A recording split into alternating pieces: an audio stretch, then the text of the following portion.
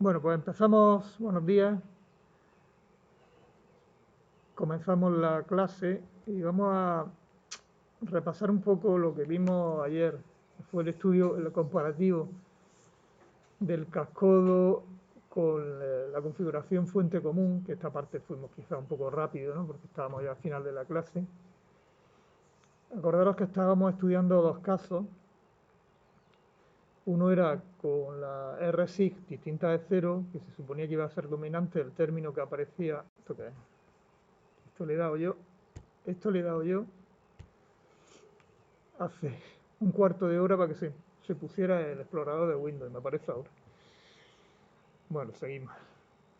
Digo que había dos casos, uno con la resistencia RSI distinta de cero y el término dominante era el que aparecía el término multiplicativo Miller, que ese fue el que estudiamos ayer, y el otro caso era con la RSI igual a cero, en la cual pues ese término evidentemente si todos la parte Miller, término multiplicativo Miller, va multiplicado por RSI, lo hago cero, pues desaparece completamente, con lo cual el término dominante pues, va a ser el de la resistencia de carga, la RL, ¿no?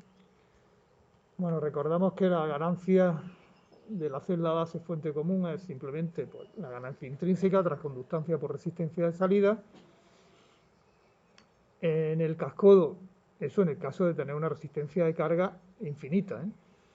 En el cascodo, si ponemos una resistencia de carga ya infinita, la máxima que podamos conseguir, que es la resistencia de una fuente de corriente, también en configuración cascodo, pues recordar que era G sub MR0 por R0, es decir, ganancia intrínseca de la configuración puerta común por la resistencia de salida de la fuente común. Y la ganancia era simplemente multiplicar por R0 y dividir por 2, porque íbamos a tener dos resistencias de salida iguales, por lo tanto al ponerlas en paralelo vamos a tener la mitad. Es decir, tendríamos ganancia intrínseca al cuadrado partida por 2. Esto lo tenemos aquí reflejado en este dibujo. Por un lado, el valor de la ganancia del cascodo y el valor de la ganancia de la fuente común. Lo vimos y era evidente por el estudio en DC que era mejor la ganancia del cascodo frente a la del fuente común. Eso era evidente. Ahora lo que tenemos que ver es si también es mejor en cuanto al ancho de banda. Acordaros que si RSI, ayer vimos que si RSI era distinto de cero, pues dependía del valor de la carga que pusiéramos en el cascodo. Si poníamos una carga máxima, pues el ancho de banda prácticamente no se mejoraba con respecto a la configuración fuente común, pero si reducíamos la resistencia de carga, sí podíamos conseguir una mayor ancho de banda a costa de una menor ganancia de nuestro amplificador. Bien, en este caso, el término dominante, como acabo de decir, es el que depende de la resistencia de carga, RL o RL', que RL', acordará ayer que lo definíamos como RL paralelo R0, pero claro, en este caso si RL lo hago infinito, pues me sale R0 directamente. El término era R0 multiplicado por la capacidad C sub L que estaba en paralelo con la CGD. Y aquí teníamos una expresión que era muy similar también, porque era un RL paralelo, no con R0, sino con la resistencia de salida del cascodo, y ahora la resistencia de salida del cascodo pues es lo mismo que la resistencia de carga que estamos poniendo. Es decir, lo acabo de decir, este paralelo es la mitad de esta resistencia. Y todo multiplicado por CL más CG2. Es decir, tenemos las mismas expresiones. Fijaros que tenemos las mismas expresiones. Lo único es que varía que en un caso tenemos R0 y en el otro caso tenemos G sub M R0 al cuadrado partido por 2. ¿Eso qué significa? Pues, hombre, eso significa de partida, que la tau H, esta constante de tiempo, en el cascodo es mayor. Por lo tanto, el ancho de banda va a ser menor. O sea, aquí ya va a haber una pérdida significativa con respecto al caso RSI distinto de 0, porque con RSI distinto de 0 veíamos que el ancho de banda era más o menos igual, aproximadamente igual. Y en este caso aquí hay una pérdida de ancho de banda, que más o menos lo podemos reflejar pues, de esta manera. Sería la inversa, simplemente lo único que tenéis que hacer es invertir y dividir por 2pi para tener la frecuencia superior de corte. Entonces, pues nos va a salir la FH del cascodo y la FH del fuente común, lo tendríamos bastante mayor. Ahora, ¿cómo caen? Porque aquí las he pintado las dos que caen y que se juntan. ¿No? Se juntan las dos en la misma curva, por aquí coinciden y por supuesto al coincidir las dos van a tener el mismo valor de la frecuencia FT, que es la frecuencia de ganancia unidad. Entonces lo que tenemos que ver es si el producto, para que coincidan las dos, lo que tenemos que ver es que el producto FH por A sub V tiene que ser constante para las dos, ¿no? Sí, por favor.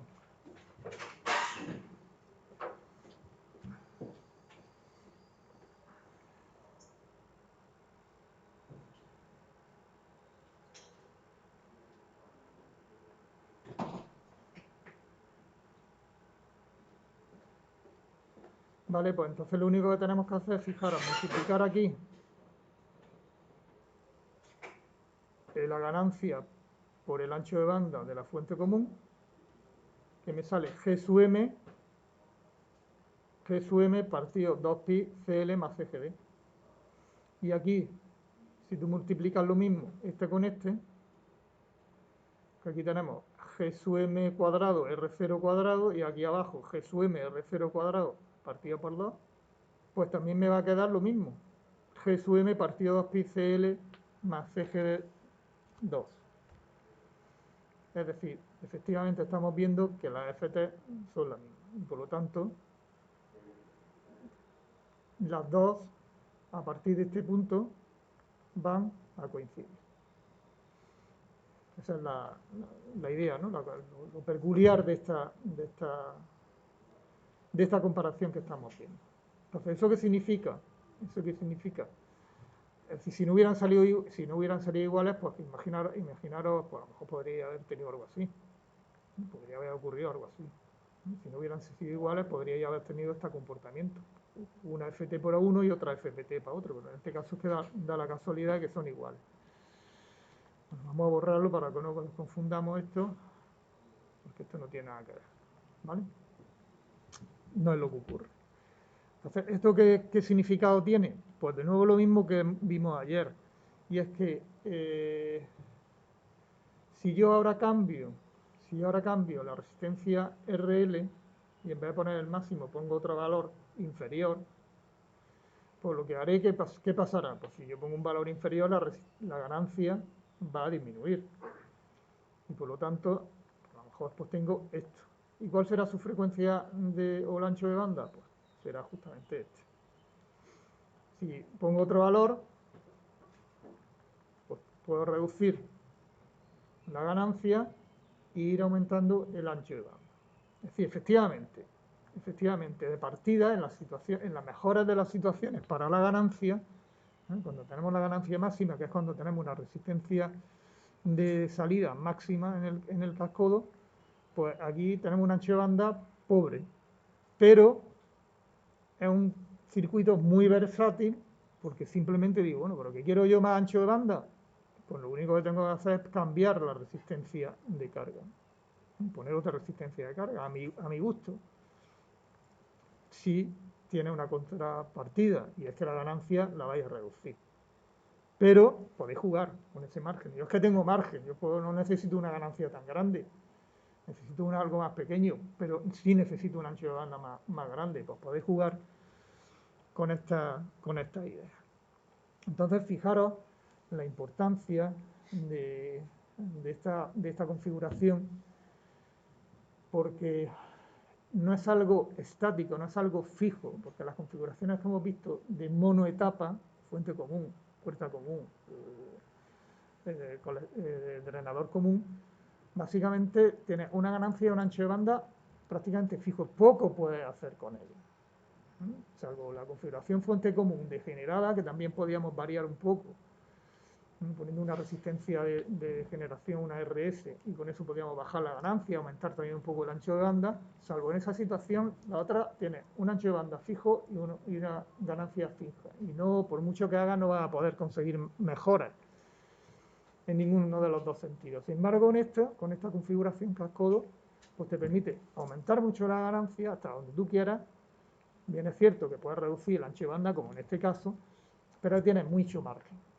Tienes mucho margen porque simplemente con un parámetro, con una resistencia o con una carga, pues puedes controlar tanto la ganancia como puedes controlar el ancho de banda.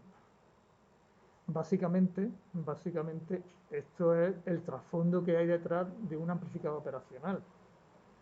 Porque cuando vosotros teníais un amplificador operacional, cuando decía, venga, amplificador operacional ideal,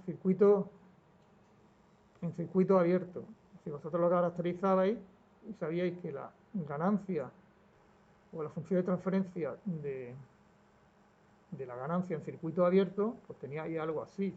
Tenía una super ganancia que era del orden de 10 elevado a 5 voltios por voltio, en el caso del 741. Pero claro, tenía un ancho de banda pésimo, que eran de 10 hercios aproximadamente.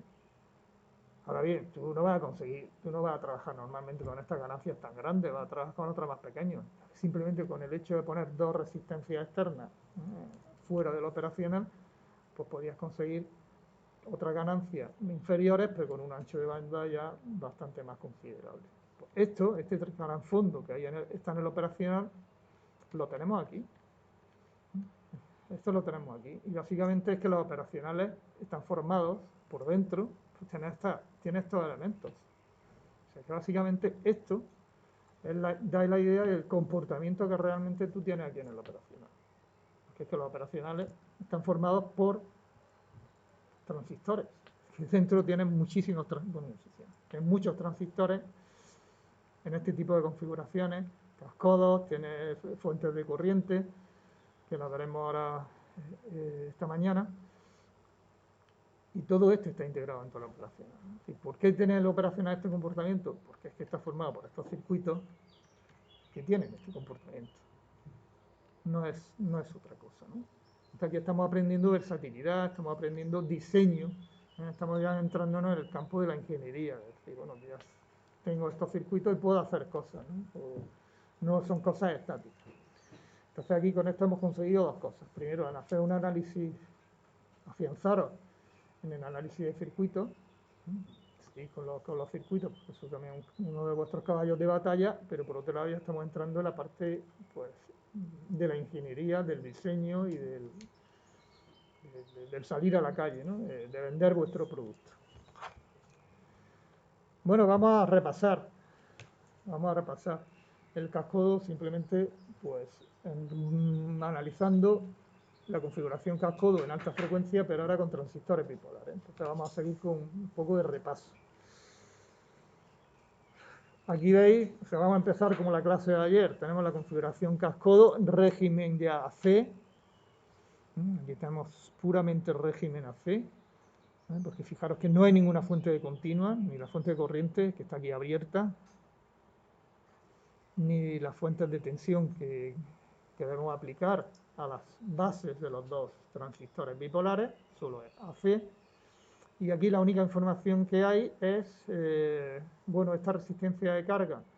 Aquí podemos tener la información de la resistencia de salida de la fuente de corriente, porque la fuente de corriente no va a ser ideal, sino va a ser real. Tendrá una resistencia de salida y va a incorporar aquí, aparte de otras resistencias que queráis poner en paralelo. Y aquí en esta CSUL, pues también van las capacidades parásitas de la fuente de corriente.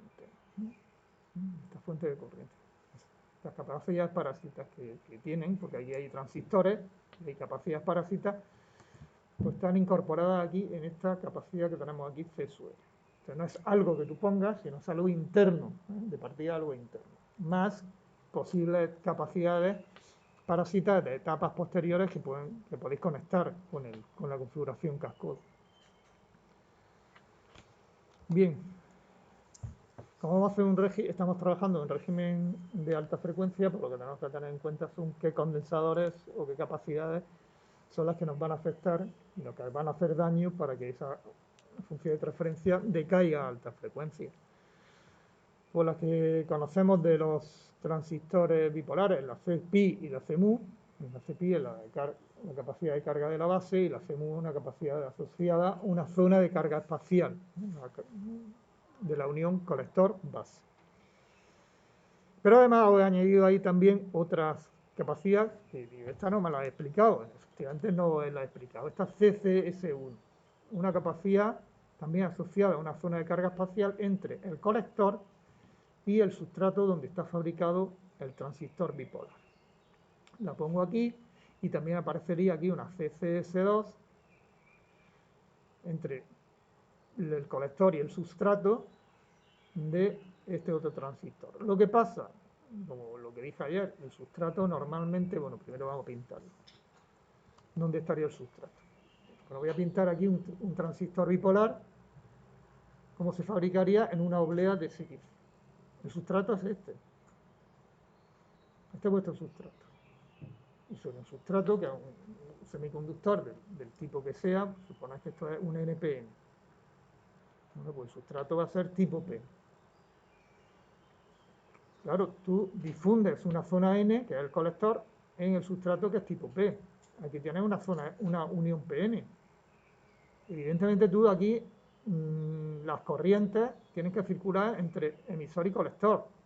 Lo que tú no quieres es que haya corriente, se te escape corriente a través del sustrato. Entonces, para eso lo que tenemos que hacer es polarizar en inverso esta unión sustrato-colector.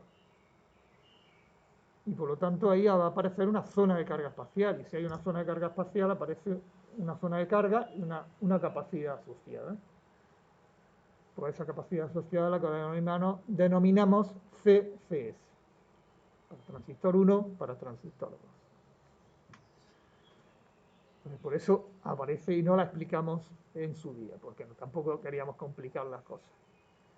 Es decir, existe y tenemos que tener en cuenta. Ahora, el sustrato, como el sustrato va a ser el mismo para todos los transistores de vuestro circuito integrado, y esto tiene que ir a una tensión fija, la que sea, en este caso sería la tensión más negativa, porque, claro, tiene una unión PN, pues yo lo pondría a la tensión más negativa,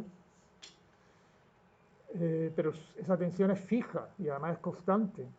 Entonces, en régimen AC esto iría a masa. Y por lo tanto aquí por eso aparece esto conectado a masa. Porque aquí tenéis también la conexión a masa de esta fuente en régimen AC. Lo mismo que hemos hecho con la conexión a masa, por ejemplo, de la tensión que aplicamos a la base del transistor 2. Entonces, fijaros que esta capacidad, la CCS2, está en paralelo con la CL. Entonces, realmente no se suele pintar, por eso está aquí a punto, y se incorpora dentro de la CL. Que ponemos CL, no vamos a poner CL más CCS2. Y ahí sabemos que aquí ya está las capacidades parásitas del cascodo de la fuente de corriente, esta CCS2 y otras que pongamos en etapas sucesivas. Con esta, en principio, vamos a dejarla ahí, pero vamos a ver que tampoco nos va a estorbar.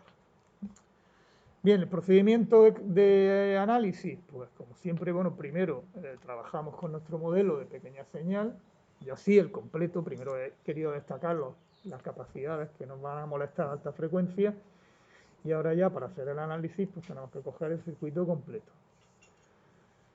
El modelo completo para el transistor bipolar. Incluso he metido también esta resistencia que es RX2 y RX1, que son muy pequeñas. Yo las pongo, pero ahora después las despreciaremos. Se ponen, pero después las despreciamos. Me estoy a complicar la vida. No os preocupéis, que esto no tiene problema. Bien, entonces, En negro pues están los modelos de los dos transistores y en azul pues está el resto. Son las conexiones a masa, la fuente de entrada, su resistencia de salida, esta conexión a masa y la carga, ¿no? Pues ya las consideraciones que hemos visto. Una RL, que realmente es la ROP, resistencia de salida de la fuente cascodo, y la CL, pues incorporando todos estos elementos que acabo de mencionar. Fijaros una cosa, normalmente nosotros cuando hemos estudiado la ganancia del cascodo, nosotros hemos trabajado con la relación V0 partido V sub I. No la hemos hecho para nada la V0 partido V sig. En el caso del MOS eran lo mismo. ¿Por qué? Porque ni teníamos la RX1 ni teníamos la RPi, que era infinita. Y en pequeña, es decir, en abierto, pues la tensión que tenía aquí, porque bueno, tenía una resistencia de entrada infinita, la tensión que tenía aquí V sub I coincidía con la V sig. Pero en este caso no, aquí tenemos una especie de divisor de tensión, un divisor de tensión donde la VI, que en este caso la VI sería la tensión de este punto, pues sería la tensión que cae aquí en esta resistencia. Entonces aquí hay que hacer una pequeña corrección, que ya la hicimos también cuando estudiamos la configuración fuente común. La idea es, pues bueno, pues pinto aquí voy a borrar esto para que no se confunda. Pinto aquí el divisor de tensión de la entrada. Pinto aquí también el modelo o el equivalente Norton en pequeña señal para el cascodo. Acordaros que era de esta forma, por una fuente de corriente de valor G sub M, que realmente era G sub M1 aproximadamente, por V sub I, en paralelo con R0, ¿no? Donde ya todos sabéis el valor de R0 para la configuración cascodo. Entonces aquí esto nos permitía calcular la tensión de salida, pues que no era ni más ni menos que menos el valor de la fuente de corriente por el paralelo de R0 con RL, ¿no? Eso lo tenéis aquí. Ahora bien, como yo quiero expresarlo en función de la tensión de entrada V sig, pues lo único que tenéis que hacer, fijaros que este era un modelo AC sin condensadores, ¿eh? Estábamos a frecuencias bajas. Entonces aquí a frecuencias bajas los dos condensadores CPI y CMUS se abren. Por lo tanto tenemos realmente un divisor de tensión. A alta frecuencia ya no tenemos un divisor de tensión. Pero a baja frecuencia sí. Vamos a poner aquí frecuencia 0. Para que no os confundáis. Bien, en este caso, pues, si tú quieres expresar V0 en función de la VC, pues lo único que tenéis que hacer es multiplicar esto por la relación V sub I entre VC, que es un divisor de tensión puro. Es decir, RPi partido RPi más Rx más la R sig. Y todo eso multiplicado por la VC. Así que tendríais esta corrección. En vuestra ganancia a frecuencias intermedias, pues tendréis que añadirle este efecto. Es lo único que quedaba para completar el efecto de baja frecuencia. Añadirle esa corrección si quieres relacionar la salida con la tensión V sig, no con la VI. Bien, pues vamos ahora ya sí a calcular o determinar el valor de la frecuencia superior de corte para este cascodo con bipolar, pero es que es lo mismo que hicimos ayer. Entonces, fijaros, bueno, aquí me falta, no me falta nada. Cosas que tenemos que tener en cuenta. En principio, claro, yo analizo este circuito y veo 6 condensadores. CPI2, CMU2, la CL que está con esta, pero bueno, no hay ni problema, la CPI1, la CMU1 y la CCS1. Dice, 6 condensadores, pues ¿qué tengo que calcular? La resistencia que ven cada uno de los 6 condensadores, dejando en abierto todos y anulando la fuente independiente, que en este caso sería la VSIG. Pues primero, antes de hacer eso, vamos a recapitular, a no ir tan rápido y decir, primero vamos a hacer cosas que se pueden despreciar. Vamos a despreciar por lo menos esta, Rx. ¿Por qué? Porque si yo desprecio esta resistencia Rx2, fijaros que esto ya lo ponemos a masa y esto está conectado con la CL. Por lo tanto, la CMUD2, ¿cómo está en relación con la CL?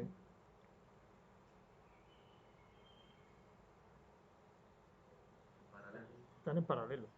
Y esto lo puedes añadir aquí. Por eso digo, vamos a despreciar esto, porque como no lo desprecio, entonces es que me voy a liar. Y para que esto sea anomio, es que no merece la pena la corrección que voy a tener aquí con esto.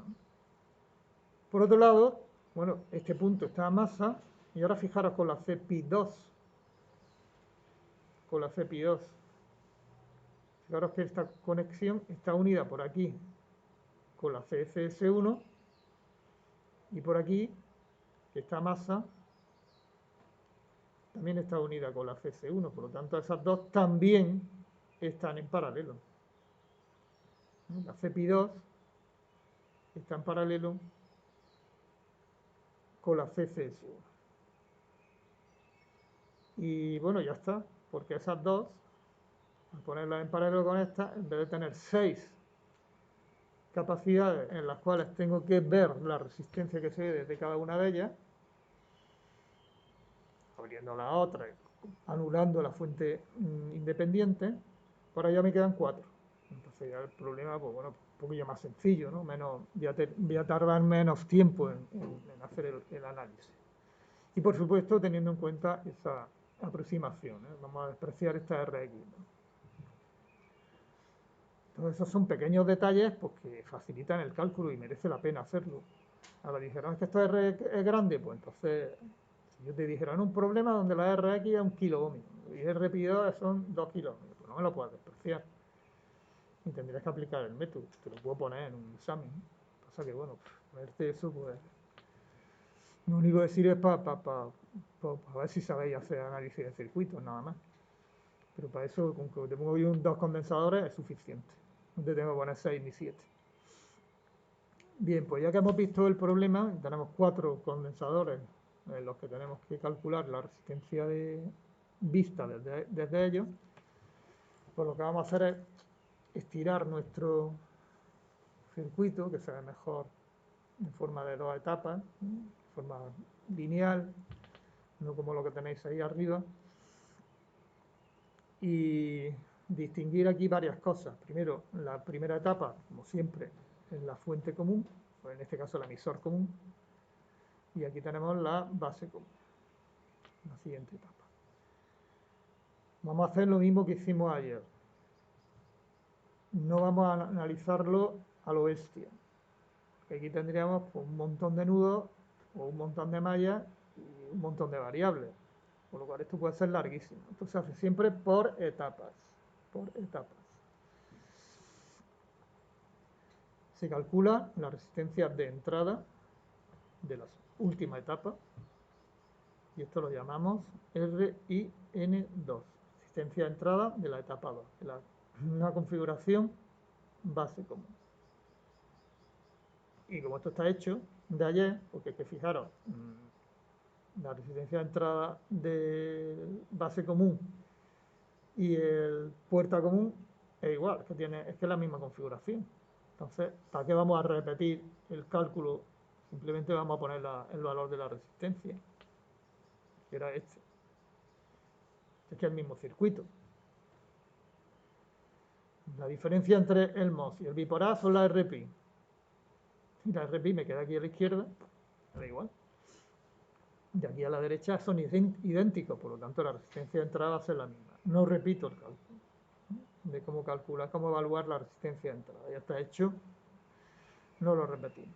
Bien, y ahora voy a calcular, porque fijaros, yo tengo esta resistencia de entrada vista desde estos dos puntos, que están paralelos con la RP2, que están paralelos con la RC1. Pues mira, a lo mejor me interesa también agrupar estas tres resistencias y darle nombre y llamarlo RC1, a la resistencia que se ve justo desde aquí.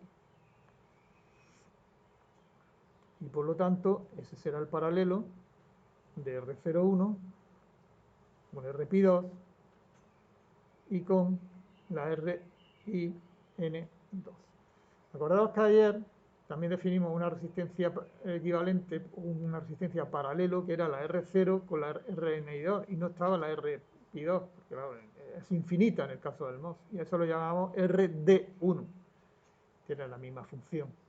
Vamos a tener exactamente la misma función. Bien, pues con estas cuestiones y sabiendo esas resistencias vistas desde estos elementos, pues ya podemos analizar el circuito de manera muy simple, muy simple. Y así podemos calcular las resistencias vistas desde cada uno de estos terminales. Fijaros que desde aquí veremos la resistencia asociada al condensador pi1, desde aquí la del mu1, desde aquí, entre estos dos puntos, la que se verían estos dos condensadores en paralelo, CPI2, CCS1, y al final del todo, pues la CL más CS2 más la CMU2. Pues nada, vamos a hacerlo. Vamos a ir por partes. Vamos a empezar quizá con la más, que tiene un poco más de cálculo, que es la que se ve entre estos dos puntos. Entre este y este. Porque la otra veréis que son ya triviales. Triviales porque ya hemos hecho cálculos previos. Bueno, ¿cómo calculamos la resistencia que se entre estos dos terminales? ¿Qué haríamos? ¿Analizáis este circuito de arriba, ahí a lo bestia, o hacemos alguna simplificación? Como ya sabemos la resistencia que se ve entre, como ya sabemos RC1, ya tenemos la resistencia equivalente. Como ya sabéis, la resistencia equivalente, pues vamos a sustituir todo, esto por la resistencia equivalente. Ahora bien, imaginaros en algún momento que aquí tuvierais una fuente de corriente dependiente de alguna tensión que tuvierais por aquí. Imaginaros, pues os podría ocurrir. En ese caso no podría hacer eso. Ya no puedo decir algo equivalente y decir la tensión que cae dentro de algo, de dónde veo yo la tensión. Imaginaros que esta VPI1 pues cayera, yo que sé, aquí. En vez de VPI1 fuera VPI2. Fuera la propia, o aquí, que cayera aquí, por ejemplo. Digo, bueno, como si pongo una resistencia equivalente, ¿dónde sé yo dónde está la VPI2? Esa señal de referencia, no lo sé, pero como la VPI1 realmente está por aquí, pues esto lo cojo con un bloque, porque voy a analizar aquí nudos, mallas, tal. Entonces lo sustituyo por la RC1. Entonces, claro, todo este circuito de arriba pues queda simplificado por el circuito de abajo. Fijaros que es lo mismo también que hicimos ayer con el cascodo MOS, es igual, el mismo circuito. Vamos a repasarlo, porque como lo vamos a ver 20 veces, no importa tampoco que volvamos a analizar este circuito. ¿Qué se hace? Pues como siempre, se pone una fuente de tensión virtual, VOX, se ve la corriente que circula a través de la fuente y por lo tanto mi resistencia, vamos a llamarla R CMU1, pues no sería ni más ni menos que el cociente VOX entre IX. Es decir, yo tengo que calcular esta relación. Bien, pues hacemos nudos. Aquí tenemos dos nudos. Este es un nudo y otro nudo es este.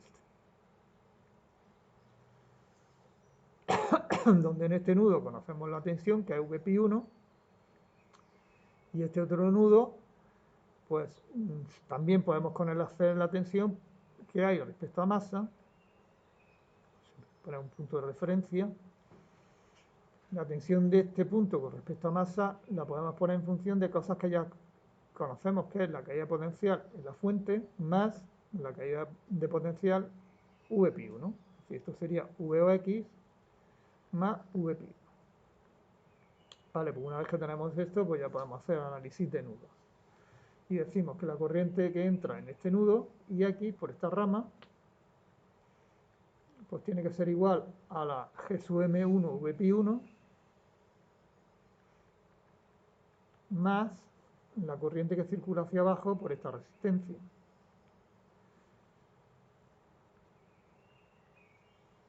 Es decir, diferencia potencial partido valor de la resistencia. Diferencia potencial, pues la propia VOX más Vp1. Vale, aquí tengo una relación VOX y X, pero me molesta el Vp1. Entonces, es que no he terminado, necesito analizar este otro nudo. Que dice pues, que la corriente que circula por aquí coincide con la IX. O bien, ya si queréis directamente la Vp1, la diferencia potencial de aquí hasta aquí, será igual a menos Ix por R sig prima. El R sig prima, ¿quién es? R sig prima, ¿quién es? R sig prima es la resistencia Thevenin vista en el divisor de tensión este que hemos visto anteriormente. Vamos a ir para atrás. Sería la resistencia que es Thevenin que se ve entre estos dos puntos. Porque yo he sustituido este divisor de tensión por una equivalente Thevenin V sig prima R sig prima. La V sig prima es justamente esto. V sig prima es esto. Esta es V sig prima. Y la resistencia R sig prima sería el paralelo de Rp con R sig más Rx, que es R sig porque Rx se puede despreciar, ¿no? El paralelo de estas dos resistencias. Realmente en vez de tener esto, realmente estamos trabajando de esta forma. Y a lo mejor un poco rápido porque bueno, ya lo habíamos utilizado eso en otras ocasiones, ¿no? Entonces, por eso aparece aquí realmente R sig, que esto debería ser prima, aquí sí hay que corregirlo, porque esto es R sig prima y V sig prima. Ah, no, perdón, no, esto sí, aquí está bien, pues no, perdón, aquí sí está bien porque está en la otra. Lo borro, no. Aquí está bien porque está en la otra resistencia, ¿eh? Y aquí es donde he hecho el cambio. Aquí sí es donde he hecho el cambio. Aquí he anulado, fijaros, aquí he anulado la V sig prima. Pero que es lo mismo, podéis anularlo aquí, si anuláis esta fuente, V sig, al final, ¿qué te queda aquí? Pues un paralelo.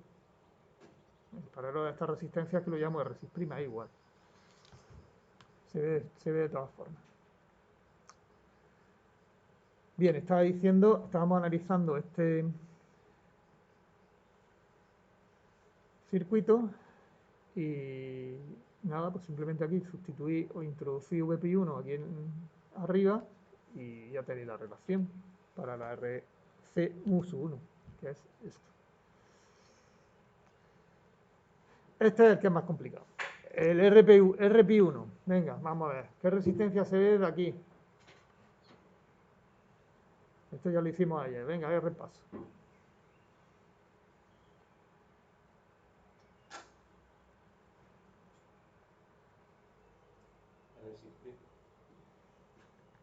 Muy bien. ¿Qué resistencia se ve desde ahora CCS1 más CPI2? Que estaríamos aquí. Entre estos otros dos puntos.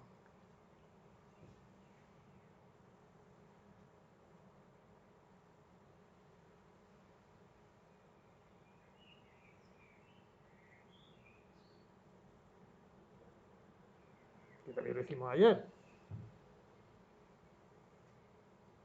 Vista desde esos dos puntos, ¿qué veo? Pues un paralelo, lo que hay a la derecha y lo que hay a la izquierda. Lo que hay a la derecha, ¿cómo se llama eso? Dos paralelos con RC1 y RC2. Y eso lo hemos llamado el RC1, ¿no? Si queréis lo vamos a ponerlo de esa manera para que lo veáis.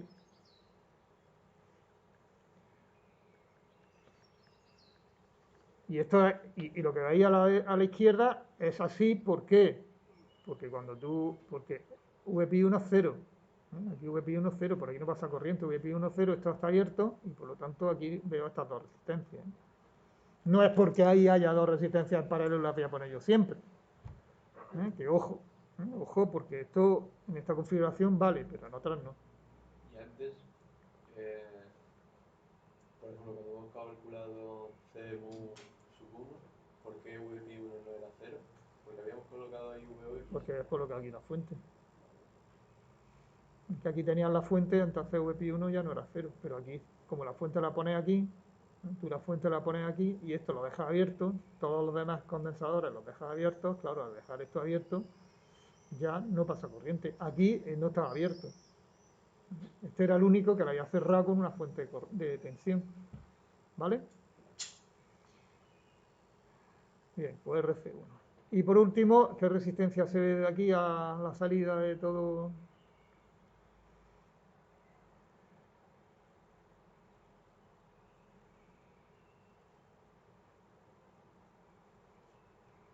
Desde aquí. ¿Qué resistencia veis?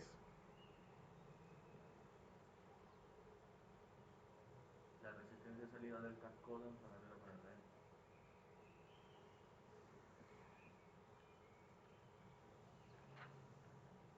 Que ya la conocemos, que ya está calculada de antes. Ya aproximadamente, ¿cuánto era? Pues la R01 por R02 G sub M2. Le quito los otros términos, ¿no? Paralelo con la R, que realmente será también de la misma forma, por lo tanto será esto partido por 2. ¿Vale? Fijaros, ¿eh? Fijaros que se traduce en el cálculo de la frecuencia superior de corte, que es simplemente calcular esta resistencia con todos estos detalles. Me ha venido bien la pregunta que ha hecho vuestro compañero, que después eso se la pregunta a uno en el examen y ya el profesor le dice, ya aquí no te puedo contestar, ahora sí, en el examen ya nos contesta. Bien, ¿qué es lo que nos queda? Pues simplemente multiplicar resistencia por condensador y sumar para tener la constante de tiempo equivalente de alta frecuencia. Y después reagrupáis los distintos términos y nos quedaría de esta forma. El R6 por un lado, que multiplica este término, efecto multiplicativo Miller, la resistencia de salida que multiplica estas otras capacidades. Fijaros, estos dos términos eran los que nos aparecían también en la configuración emisor común. Y ahora el término adicional, que es esta RC1 intermedia, esta RC1 que nos ha aparecido aquí intermedia, resistencia de entrada de la etapa segunda con la resistencia de salida, en paralelo con la resistencia de salida de la primera etapa, multiplicada por este término. ¿Por qué se pone así de esta manera? Porque nos permite jugar, como hemos hecho antes en el análisis del MOS, pues ¿qué pasa si yo pongo en una resist mayor, más grande o más pequeña? Pues si es más grande va a dominar este término, si es más pequeña dominará el término de la resistencia de carga. Y entonces ya puedes decir, venga, pues ahora qué, ¿cómo puedo yo aumentar la ganancia o puedo disminuir la ganancia a costa de tener más o menos ancho de banda? Pues ya jugando con estos valores, la RL, pues poner una RL que tú quieras, o también trabajando con valores de esta RSIG. Y ya está, es todo lo mismo. O sea, volveríamos a hacer el mismo análisis comparativo con el emisor común, pero tiene sentido porque es que es igual. Va a salir lo mismo como hemos empezado la clase de hoy. ¿Alguna pregunta? ¿Alguna cosilla? Bueno, pues luego seguiremos con fuentes de corriente. Ya con un poquillo más de intensidad, más profundidad que lo que hemos visto en la parte de componentes electrónicos. Bueno, pues nos vemos dentro de un rato.